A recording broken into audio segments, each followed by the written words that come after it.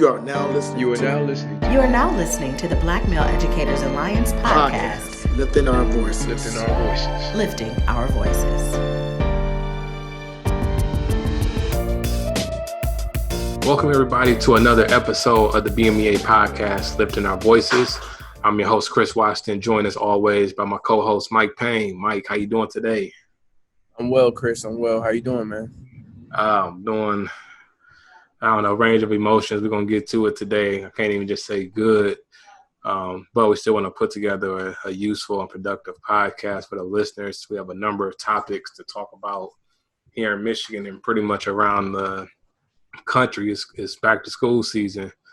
I know Mike, we being fathers, I know you're getting little Mikey ready. I'm getting CJ and Jada and Ruby not in school yet, but we're still getting her ready too. So we're going to take some time today to talk about how to find opportunity to make this a productive school year, especially starting off.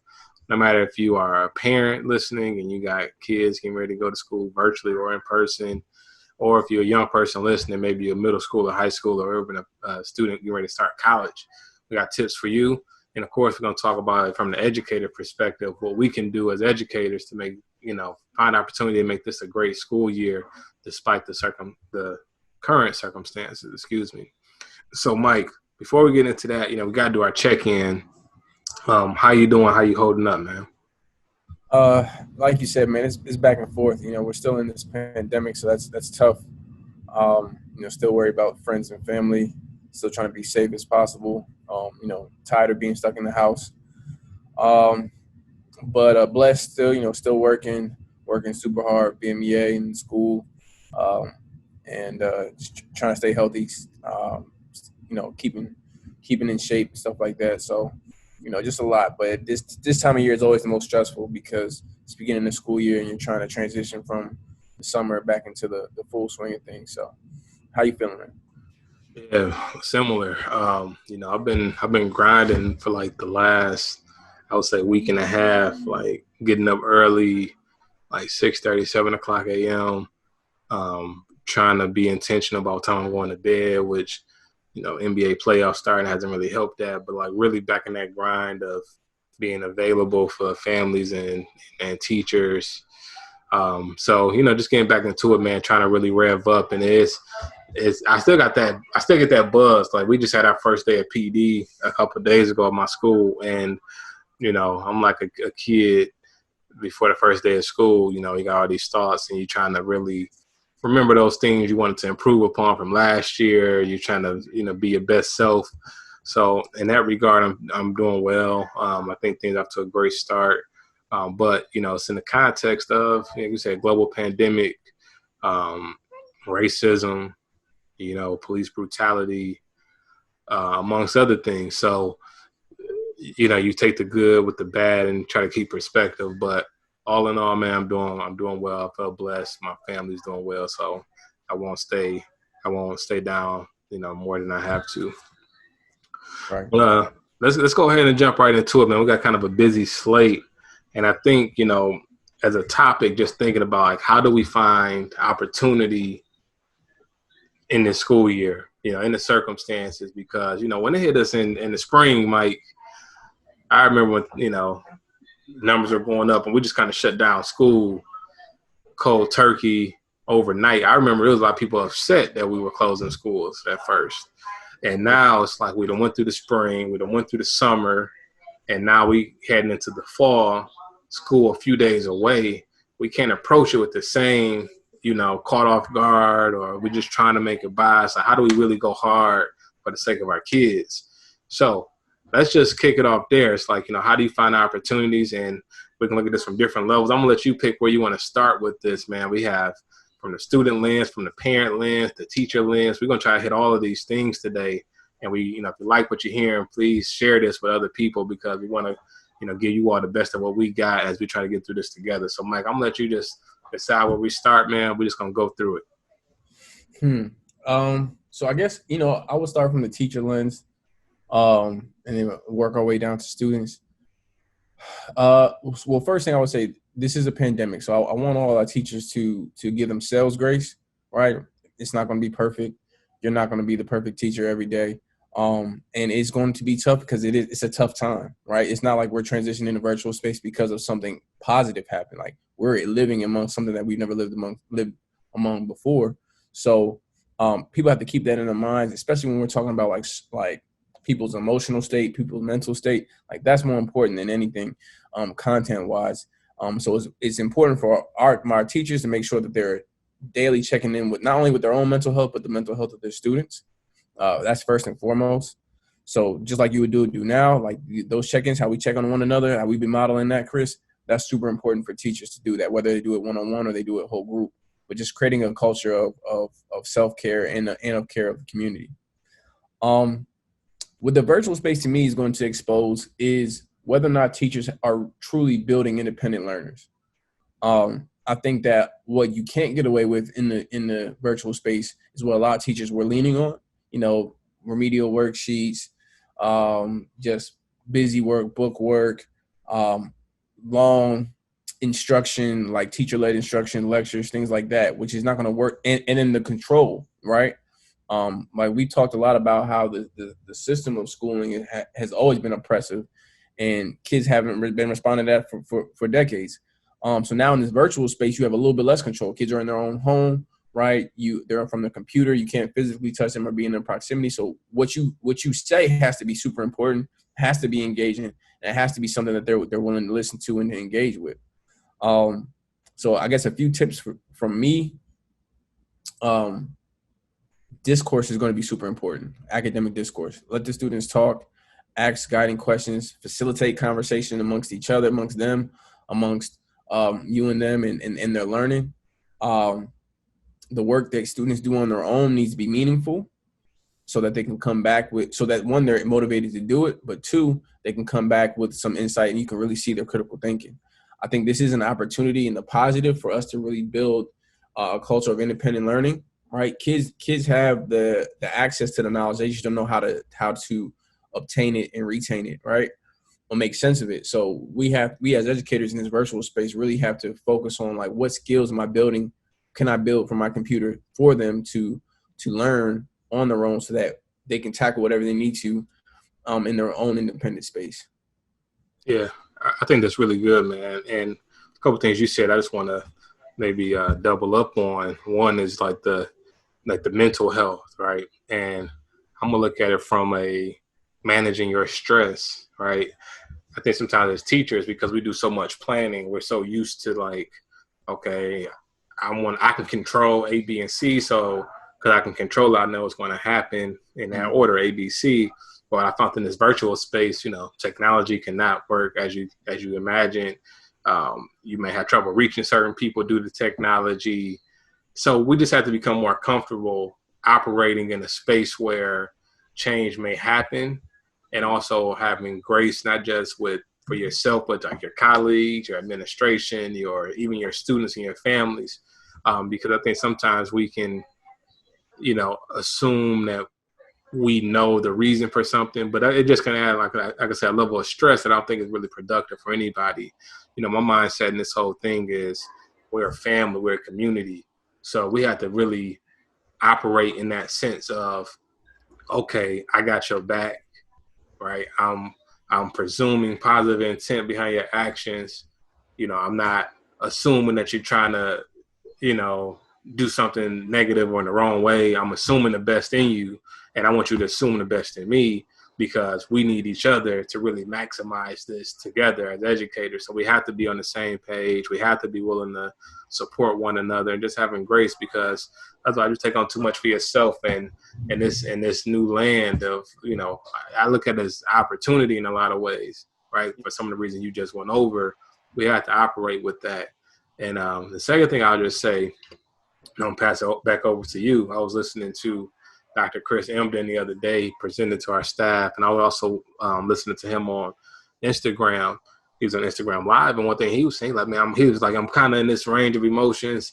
He said, on one hand, I'm super pumped for the school year because, a lot of people don't have, these state tests, or there's less of these standardized tests going out, so now teachers can really get creative. And I kind of felt him on that in a lot of ways, because I'm like, man, here's the time Now, yes, you missing that human to human face to face part, which is huge, but also I think there's an opportunity to connect to your students' world in so many ways. Now we can really, they're seeing you in your home and you see them in their home. That's powerful. There's power in that. Yep.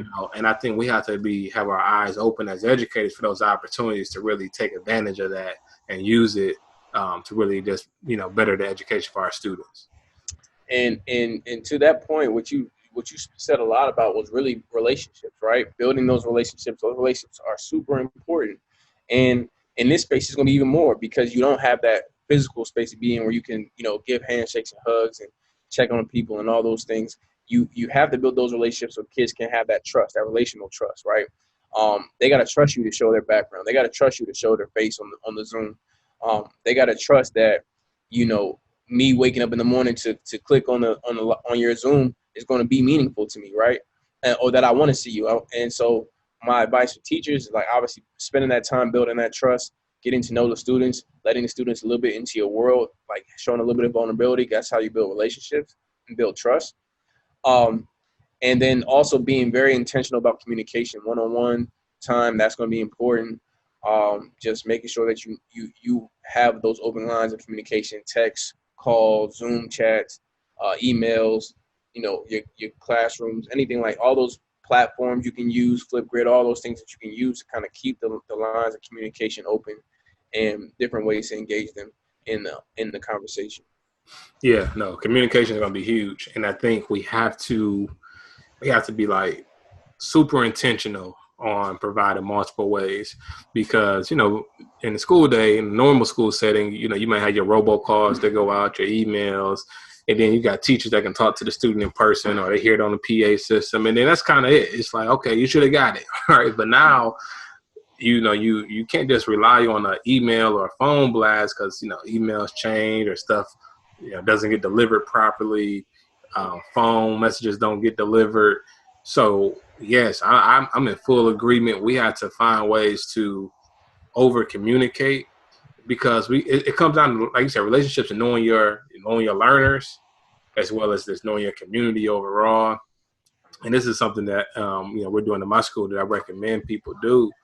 I was having a conversation with some students. I'm going to tell you what it is in just a second, but short story. I was having a conversation with some students via Zoom. It was actually like a group of like 4 or 5 students. I was getting their opinions on a district initiative.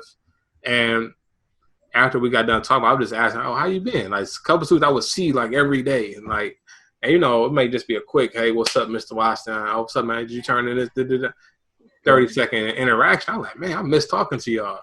And I realized that in this virtual space, so much of my communication had become, okay, here's your schedule for summer school, or you're not making progress on this, or the parent meeting is on this day. Like, it was so impersonable, like the communication I was doing. So what I decided to do was really just open up my schedule multiple times per week where I have like an open office hours, like using Zoom. So using my personal meeting link, having it accessible for teachers, students, as well as parents, where you can just pop in. And it's like, you can pop in to say hi, or you can pop in with an issue, you can pop in with a quick question. And if you need something more, then we can schedule like a one-on-one meeting. But because you think about it, I'm working here anyway. It's just no different like when you're in your office or your classroom. Sometimes when you're prep, a student needs to come and get some extra help. And you're like, all right, I'm going to, put down the yogurt and I'm going to help you.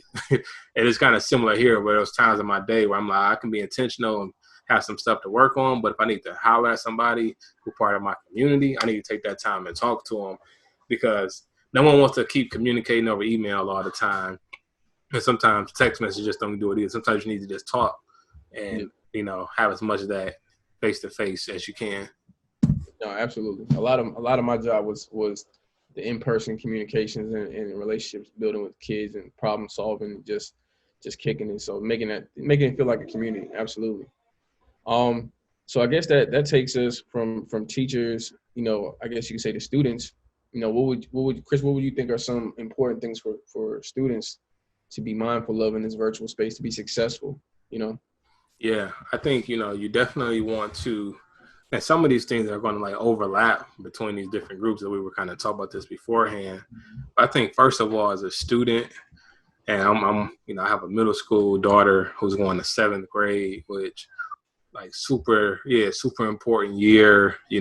Kids going through a lot in that age. I have a son who's going to 1st grade. So, you got a lot going on too. Important years for both of them. But I think, the number one thing that I'm trying to press upon, my daughter, and we also try to press upon this with our students, is that kind of creating a sense of normalcy. And even though it is abnormal, but hey, listen, a new school year is here. It's a lot of new things for you to learn. Let's just start there, right? Understand, school, you go to learn and grow. And I'm you're going to learn a lot. 7th grade. So I need you to approach it with that expectation. You understand what I'm saying? It's not just about checking in and doing a little discussion post. You are going to school virtually to get something out of it. So you have to approach it with that expectation.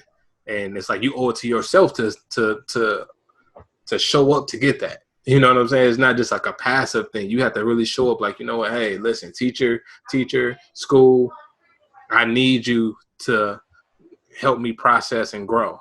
So you have to have that expectation. The second thing I would just say, and I'm going to throw it over to you, is, create systems that allow you to remain disciplined, right? So we can talk about this from the parent perspective, but just from a student lens, right? Know your schedule. Be mindful of how do you best study? When you go through a class and complete the task, what are you doing to reinforce it?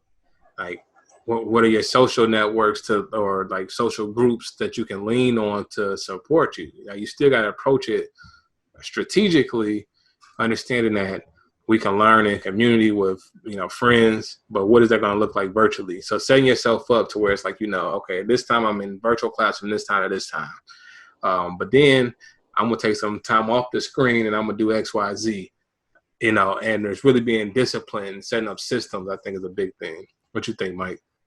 No, I agree with everything you're saying. And parents got to support that. I think for the students mentally, what they have to remember is that we're going to get to the other side of this pandemic and we're going to be back in school. So don't take this as a lot of them took the spring semester off. A lot of them took the summer off. They can't afford to do that in this fall. You're still learning, you're still growing, you're still trying to graduate or move forward. And this semester counts. So it's important for them to treat it that way. But I guess my biggest advice for them is definitely stay on top of your professors and your teachers, right? Make sure you're going to office hours. Make sure you're getting the emails. Make sure you're sending your questions. I've always say over communicate so that you make sure that you're on the right track. And if you have questions, don't be afraid to ask. Don't be afraid to ask for help. And most teachers are looking for that. A lot of kids don't realize that you're not bothering the teachers asking them for help. They want to support you. They want you to do well. They should. And so you got to advocate for yourself, especially in the virtual space where you can't physically be there. So advocating for yourself, participating, you learn through conversation, especially the African American community. We learn through discourse and through talk and through orally. So get involved in the conversation in classrooms so you can really learn this content. So yes, I agree with you, Mike. We talk about students need to take advantage of office hours. I think it's just the expectation that I'm coming to get something from you, and you want to see me do well as my teacher. So I'm going to, when I first start, I'm going to seek out. I'm going to, in college, you look at the syllabus, you see, okay, when can you reach out? How can you get support? So you make note of all of those things. Know your teacher's email address. Know if they have a number that you can text them at, or office hours or Skype or whatever the case. Know those things and put them to use for you, because ultimately this is your education. And that's how you really empower yourself. When you know what's the expectation, you can call out better when it's not being met or followed up with. But when you kind of approach it as if you're not supposed to get anything, you're not entitled to anything, you can receive a substandard education or experience because you yourself weren't aware or didn't acknowledge what was actually owed to you. So you didn't act on it when you didn't get it. You know what I'm saying? And it's important that you are aware of that going in, or at least at the very beginning, you establish what is that and you act on it and stay consistent with it. Absolutely. Advocating for yourself, man. The kids do have a right to learn. Absolutely. Yeah. Now, Mike, we parents, we young parents, kids aren't that old. What would you say for parents? Because I think parents have a lot, I've been, I have people on my friend list who live in other states, and their children are already starting virtual space, and it's not always easy or pretty. But what are some tips that you would give parents on how to navigate this and still find opportunities to be productive and have a successful school year? Man, well, first off, man, I just want to send good luck and wish and prayers to all the parents, multiple kids. Chris, y'all are some soldiers over there. I cannot imagine having so many kids on laptops trying to do this virtual learning. Man, I got Mikey's going to kindergarten this year, so he's going to kindergarten. And he's going to be virtual. But I mean, really, what's important, especially early on, kids need structure and organization. Right, you still want it to feel like school, so waking them up on a certain time, having them in a space that's quiet, conducive for learning, good posture. Maybe they have some snacks they can kind of keep themselves, good energy, and frequent breaks in between classes to kind of like stretch or get up, do some, because physical activity is still gonna be important. They're not moving. You don't want your kids to be sitting still for 6 hours at the table or on the couch. So really just trying to be conscious of what they're doing during that time frame, and and definitely just have them on a schedule, and well organized, right? Still give them a notebook, still have them writing things down, even though I know stuff is on the computer.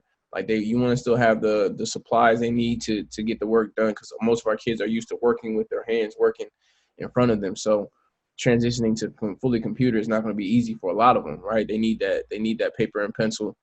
They need the support. And for a lot of our parents who are working from home, who don't have the time to really kind of get off the laptop as much, or even if they're working in person, they're still, going as an essential worker.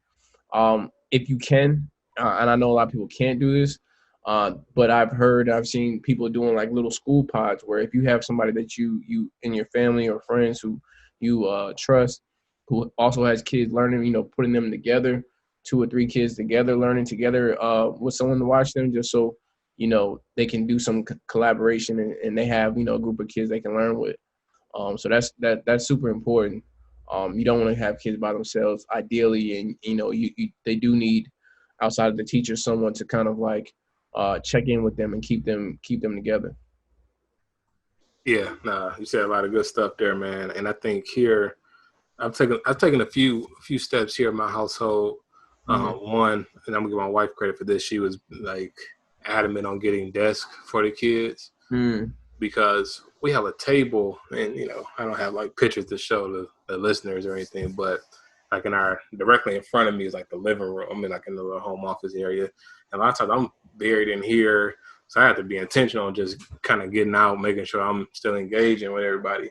But last, like through the spring, we were kind of like at a table, sometimes maybe on the couch, or my oldest daughter like to try to work upstairs in her room, and it's just, and we get buried in work. So, my wife was like, I want to get desks. So we actually brought like 2 small desks that we have in the living room. So now they have like spaces, and she's getting them excited about kind of decorating or organizing it with certain little tools and things like that. She also, like I said, physical activity is big. So I brought a few of us bikes. I'm, got to get like one more, but like buying bikes for the family. I brought a basketball hoop over the spring too, like $100, by the way. These, not super expensive, but just kind of letting them have that variety. It started off like something to play outside, but now I'm thinking you got to have your own little gym class where, you can ride around the block, play some hoops, or just getting active. And also, because you don't want to get too stuck in front of these screens. That's another part as a parent. You want to be thinking about the fact that, you don't want your kid looking at a screen for 8-10 hours a day. You got to think about the school day, plus after the fact, they watching TV or doing whatever. So we got to be really mindful of that screen time. I looked at my screen time report from Apple, and it was bad, bro. I ain't even going to say the number. and what people have to realize is that time you put in on the computer is just as exhausting as physical time. Like if you were up and at school. So it's not because you're sitting at home or you're not tired or you're not putting any energy. Like it takes energy to sit in front of a computer for a long extended period of time and listen or talk. So it's super important. And like you said, I got a little one with a ton of energy.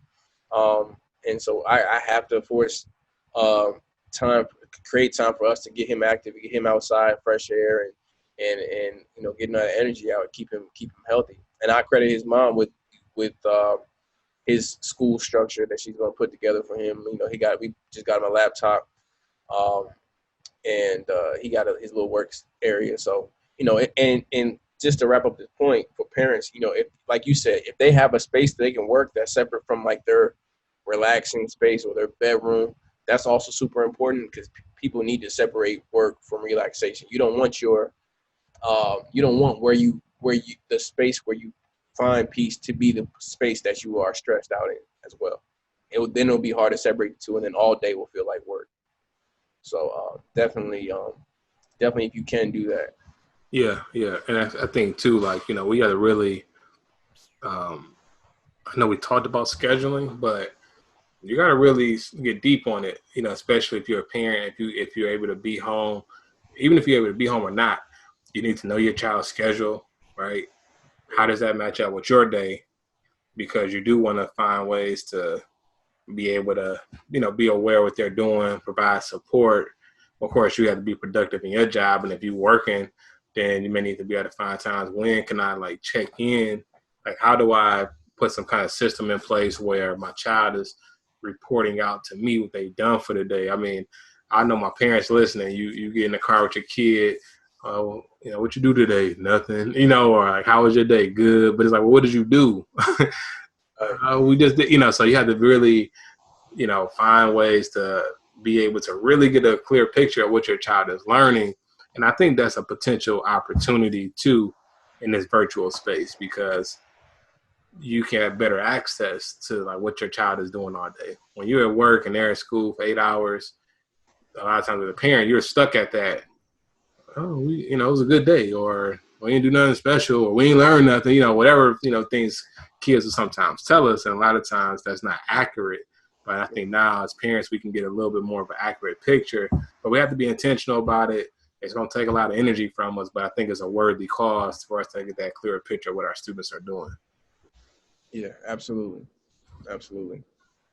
And it's unfortunate that what this also exposes is just the inequity, how education inequity is also just tied to economics. People not affording to be able to stay at home with their kids, people not having a big enough space to, have separate rooms or separate computers, or snacks for the kids to eat all day. It it shows the disparities, right? And it exposes it. A lot of those public schools or private schools that have money transition to virtual learning was flawless, because they're already able to operate in that space, and they are able to give everyone technology, things they don't have to worry about. Oftentimes we have to worry about in schools, in Black schools or urban schools in the city. So, this is a part of our fight with equity in education, is that like we need more funding to be able to create spaces and create supports for families so that they can get the equal education that they deserve. Yeah.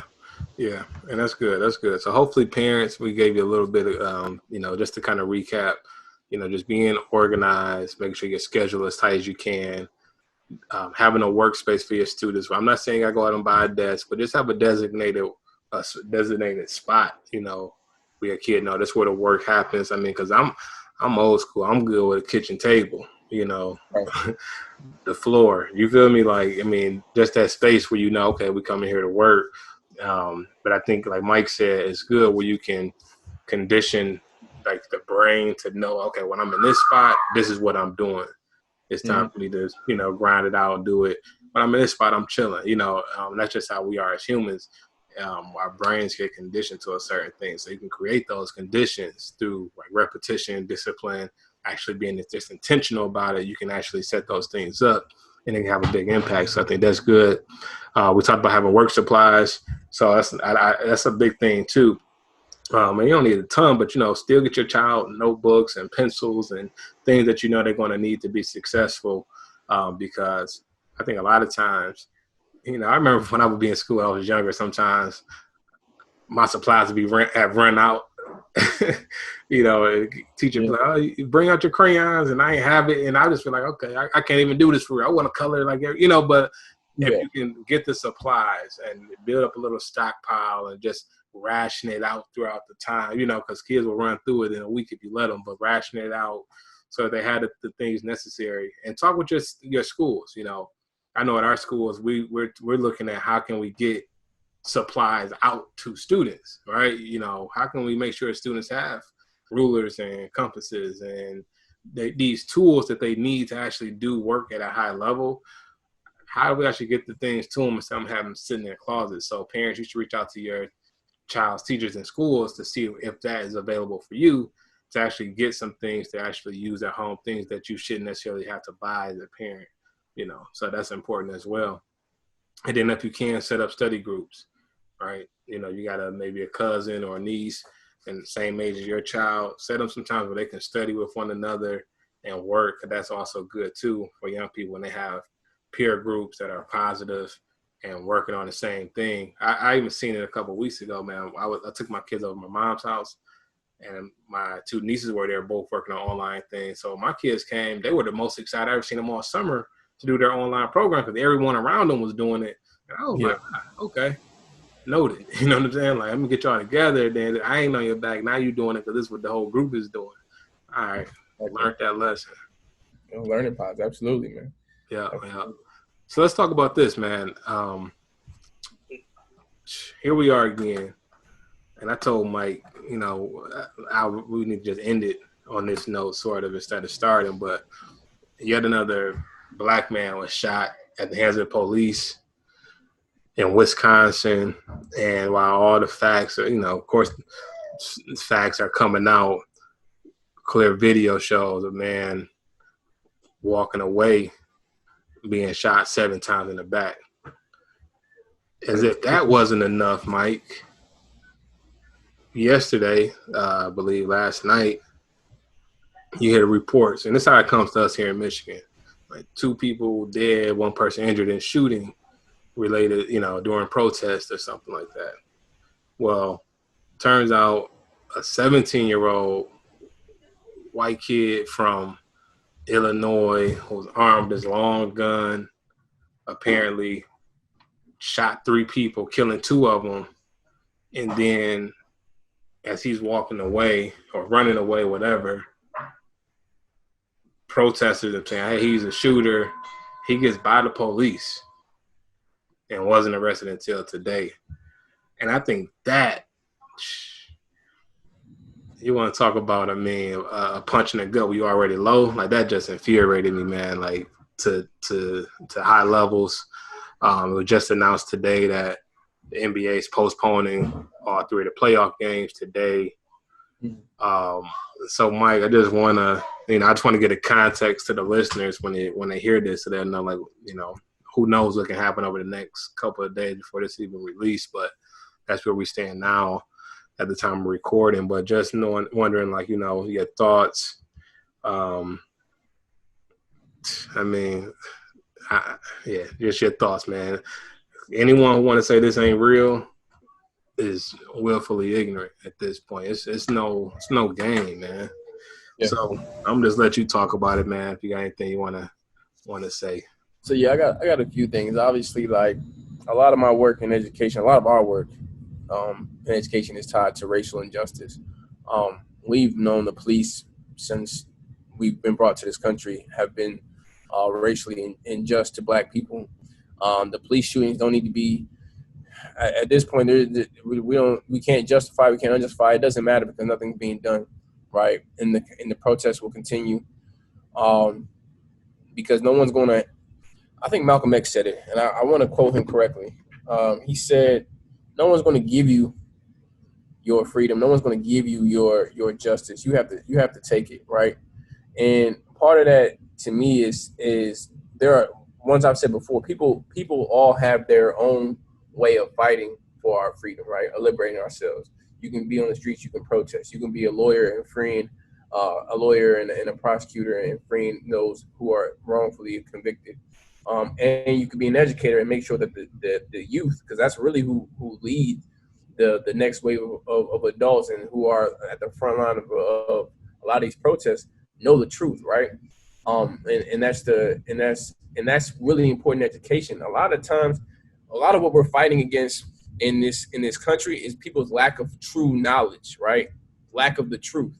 And oftentimes in school, where kids are spending 12 years of their life and 16 if you count in college, they're not learning the truth, right? The truth about the police, right? The FBI said 10 years ago there was going to be a issue with white supremacists in the police department. 10 years ago.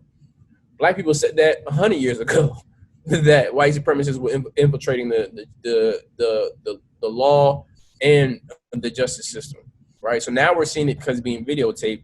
Now, since people and celebrities and athletes have spoken up about it, now it's being highlighted more, right? But this has been going on, and it's not going to change without people forcefully change. Like, we're asking the system to change it, and they're not going to change it. Like, we have to actually change it. And our part as educators is making sure the kids know the truth, right? So me and you talked about a lot, like this concept of social justice in schools, right? We have math backgrounds, so most math teachers don't even take a second thought to, like, how do I talk about social justice or protest or police brutality in the math classroom? That's not my job. I just teach the content, and that's not true. It's not true at all, right? Like, if education is the purpose for kids to have knowledge and understand, then there are ways for you to teach that context and bring in the content into it, right? The numbers on police brutality, how they've increased, right? Or just any of the different systems, structures in place, institutional structures that are in place, the prison system, the laws, anything like that. There's numbers behind everything. So your true understanding of mathematics, just in this case, from a social justice stance or from a political stance or economic stance, and I think that's important. I think our kids have to be socially conscious, so they know what they're getting themselves into. What I say in terms of this world that we're living in. And then we can equip them with the things to get it right, like to be better than we were and to fix the things that we weren't able to fix in our generation. That's really important from an educator standpoint.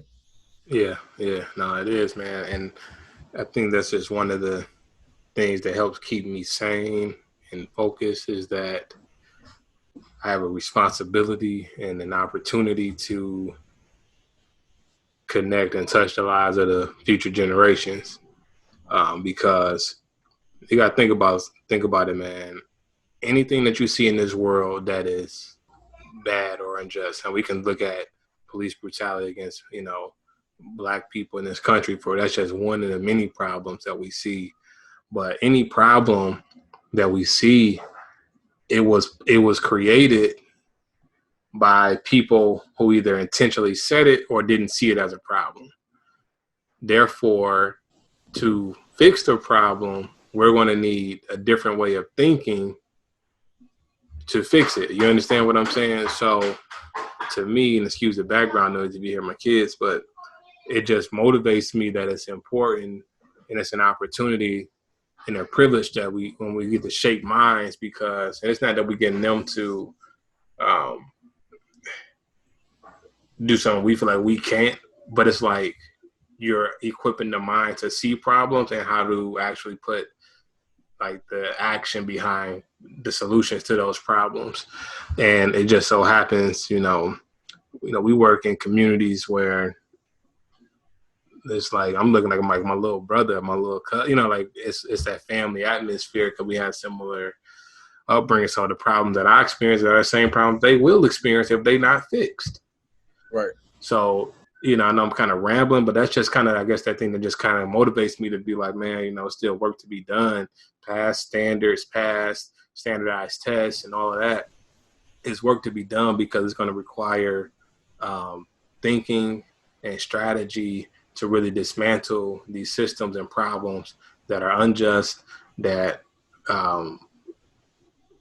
hold people down because of their race or different factors.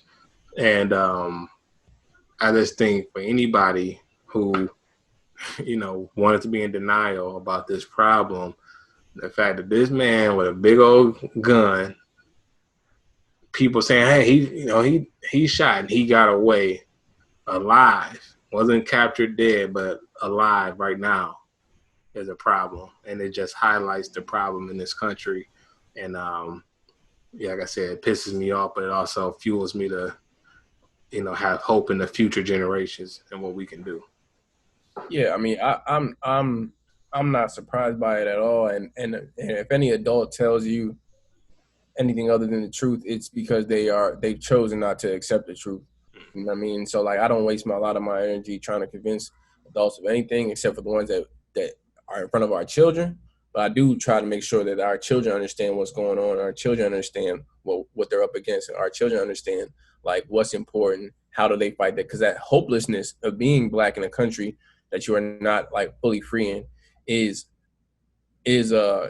part of post-traumatic slave syndrome, but it holds a lot of our kids back mentally from in this sense of despair. Like if you're seeing all these things, like we're being affected by it, it's trauma to us, but it's also trauma to our kids, and they have to be able to know that there is a way out, or there is a way for us to fight it, because it can seem overwhelming or it can seem never ending, which it does. But I want to speak hope and power into them, through truth and through, just this collective consciousness of their Blackness and their place in this country. Absolutely. And I think that's a good time we need to stop the show, to wrap it up, because I know we've been going for a while, approaching an hour. I do want to say, if you listen to this episode, you found some value in it, definitely share it, like it, either on Facebook, YouTube, Instagram, wherever you see in this chat, because, we think the tips that we covered earlier can definitely help students, other educators, as well as parents. So we want to get that out. And, we know our words don't solve problems, but we just wanted to definitely acknowledge what's going on in this country and just kind of share our feelings as Black men in America. And, use it to just fuel us. Hopefully you're able to find, some motivation to keep doing what you're doing to fight the system. I do have hope in us as a people that we can overcome and make things better for future generations. So on that note, I'm Chris Watson. Mike, any other last words, anything going on we need to let the people know about before we sign off? Yeah, yes, sir, man. So just keeping up with BMEA. Obviously, we're getting into the fall school year. We're still keeping up with our last cohort of fellows. They're in this stage now where they're implementing their plans for culture responsive teaching. And so those of you who are interested in that fellowship, seeing a little bit of what we're doing, just keep your ears and eyes open. We'll be starting to promote the new fellowship soon. We're also in the works of planning a new teacher fellowship. So anyone interested in education, anyone who's a first or second year teacher, we'll have something for you soon. And then also in the meantime, the Village series, or a virtual series that we've been partnering with a couple of other organizations.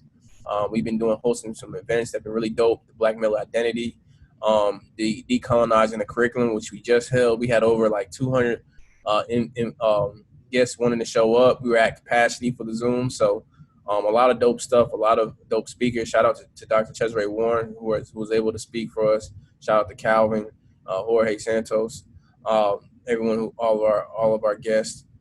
So yeah, a lot of stuff, dope stuff going on. So continue to follow us. IG, BMEA of Michigan, Twitter, BMEA of Michigan, on Facebook, BMEA of Michigan as well, Black Male Educators Alliance. And, keep hope alive. Yeah, and I just got to say this, man, two things. Number one, that fellowship was so powerful. And I just wanted to just one little quote. When we have tons of feedback. We had a guy, man, who's been teaching for a number of years, veteran, okay? At the end of this fellowship, his feedback was that this was the best professional development he's ever been a part of. And I was like, man, that touched me in so many ways, because this man had been dedicated to education for years. And to just think about, this idea, this passion of ours to really retain, recruit, develop strong Black male educators, the fact that we were able to put something together and have that impact, I found was very fulfilling. And the Village event we just held was fire. I mean, I'm going to actually make sure we get the YouTube up of the panel discussion. But when I tell you that The community, y'all been responding when we put stuff out. I mean, stuff getting shared 50, 100 times, nearly 300 people registered. People couldn't get in. Like, people literally messaging us, did I miss registration? People tuning in on Zoom and Facebook, and just the feedback we were getting has been amazing. So we're definitely going to keep on with programming that's impacting lives and doing it for the community. So just stay plugged in. Like Mike said, we definitely appreciate all the love that we've been getting. And on that note, we're going to sign out. It's the BMEA podcast, lifting our voices with my kids in the background. We'll see y'all later on the next episode.